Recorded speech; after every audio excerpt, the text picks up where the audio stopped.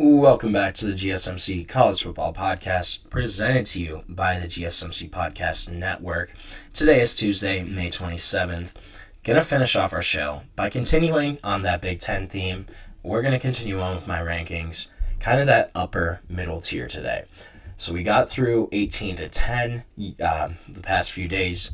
We're gonna start off with number 9, and I think it's the Nebraska Cornhuskers. So Matt Rhule kind of seems like he's starting to build Nebraska up in the right direction. It's not happening overnight.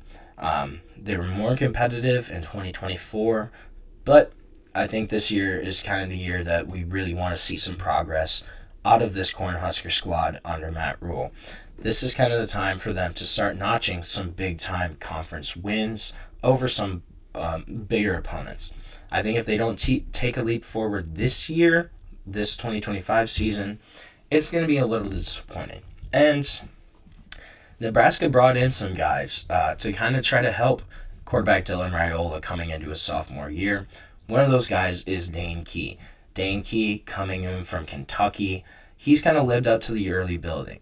A guy that is projected to be one of the leaders in the 2025 locker room of that wide receiver room. Odds-on favorite to kind of lead the Big Red in receiving this year. Dane Key is going to be one of those big-time guys for Nebraska.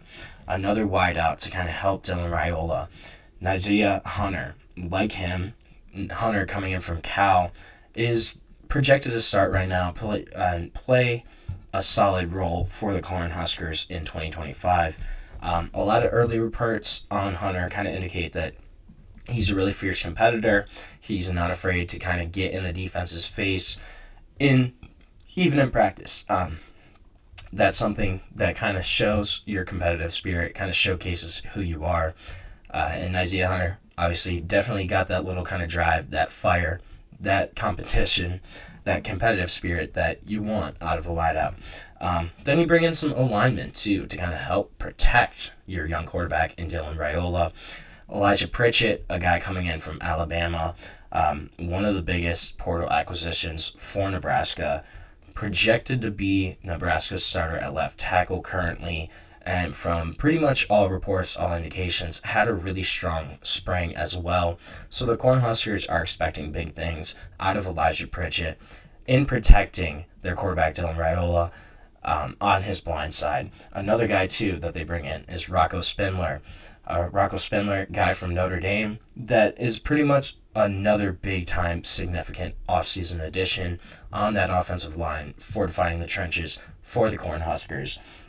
A guy that started the past 2 seasons for Notre Dame and pretty much should step right into a starting role in 2025 for Nebraska. A guy that is plug-and-play at right guard, really solid addition, going to be at the minimum, a very solid starter for Nebraska, a guy that's not going to mess up a lot, going to give you really decent production at the minimum. Bring in Deshaun McCullough, kind of edge linebacker hybrid, too, from Oklahoma. This another high-value transfer portal addition, a guy that's really got the ability to play at all 3 levels of the football field. Projects to be more of a hybrid linebacker kind of edge type role in 2025. Him, Willis McGahee IV, they're really kind of going to be the 2 guys that are going to be big for Nebraska in that pass rushing area.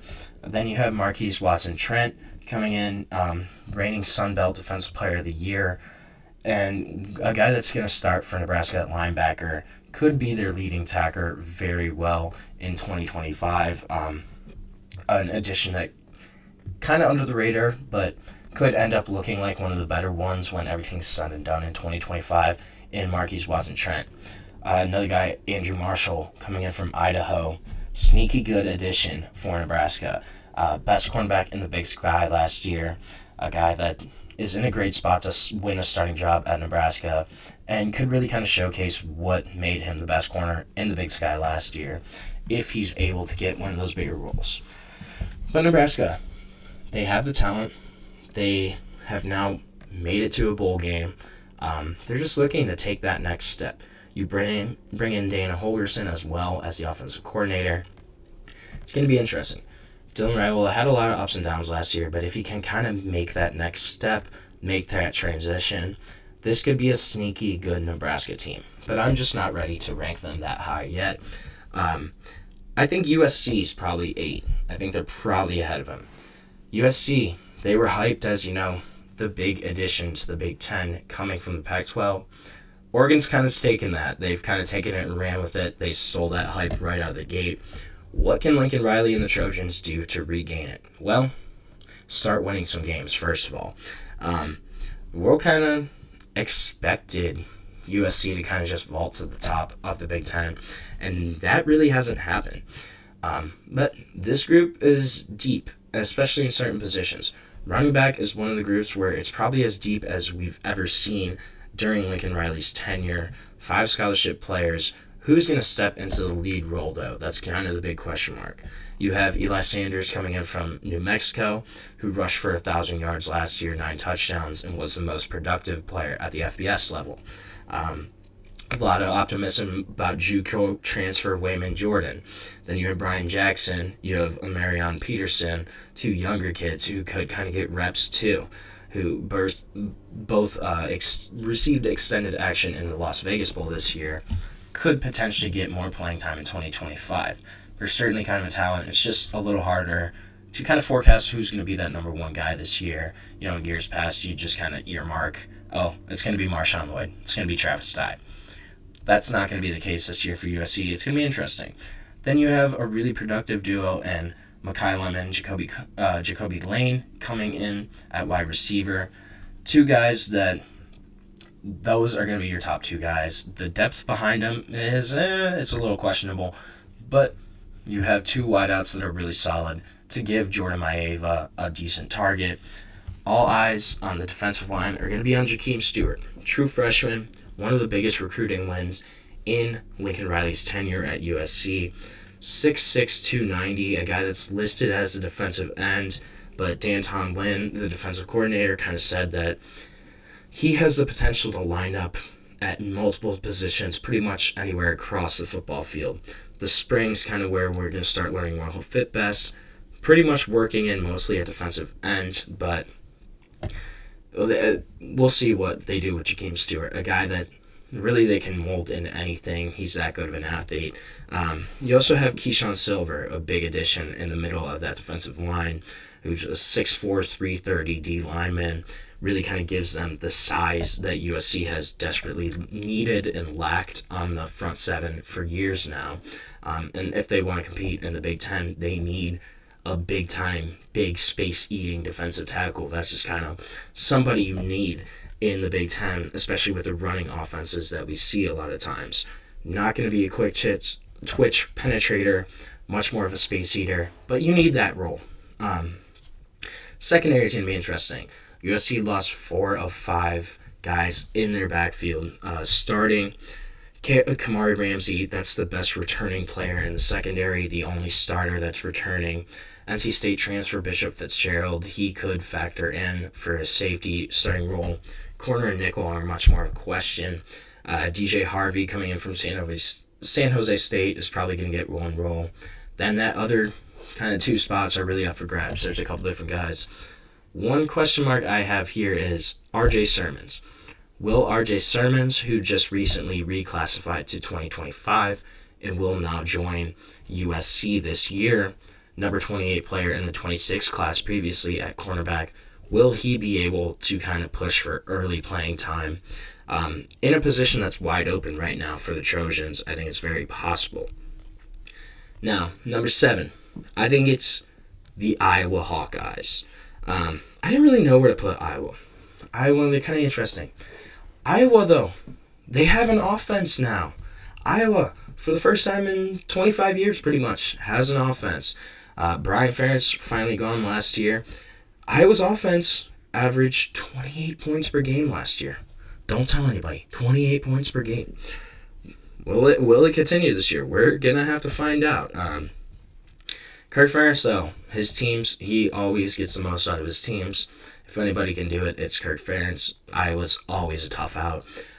Their top 9 tacklers last year who were eligible to return all are back with the program. That's really big.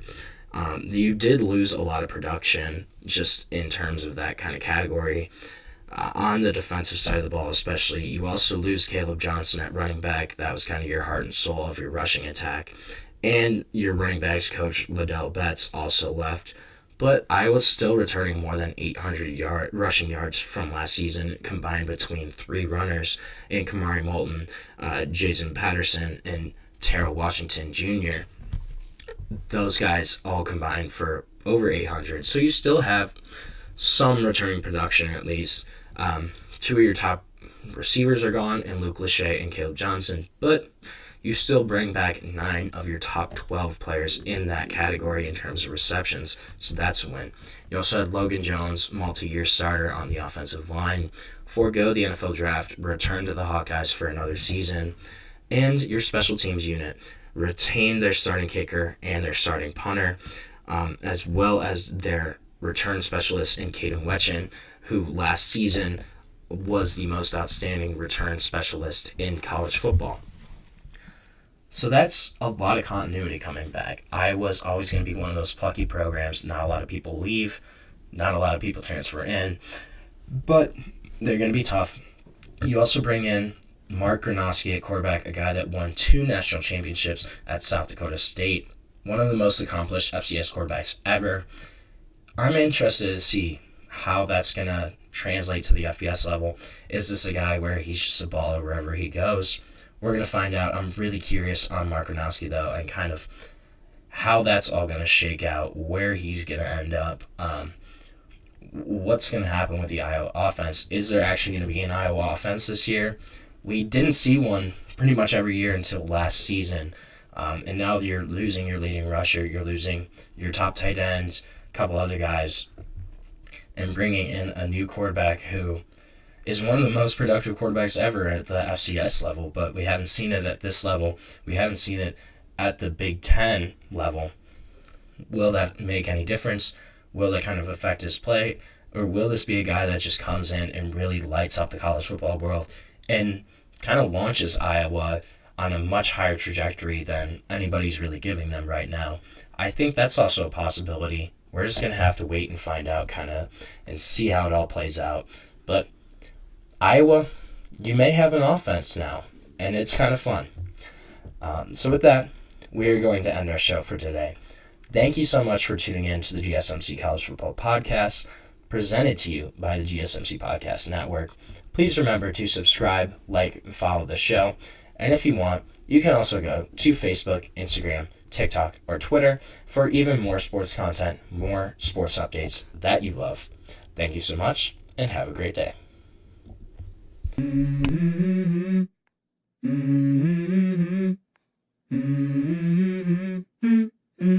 Let's go. I wake up to a little bit of drool on my pillow, feel like it's gonna be a bad day. Yeah, I'm tired of shit, and the coffee ain't hit yet, damn, ain't that great. I don't wanna go to